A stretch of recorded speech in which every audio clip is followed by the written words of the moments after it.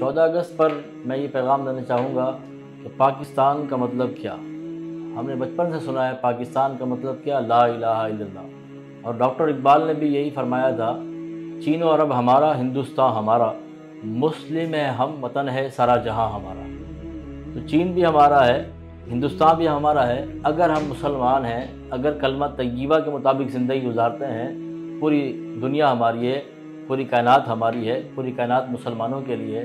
لیکن ہم یہ دیکھ رہے ہیں کہ پاکستان پر آئے دن مصائب، آلام اور پریشانیاں بڑھتی جا رہی ہیں۔ ہر مسائل کا کیا حل ہے؟ واحد حل ہے دین پر عمل کرنا۔ دین تخت پر ہم نہیں لا سکتے، کم سے کم 5-6 فٹ کی جو باڈی ہے اس پر دین لے آئیں۔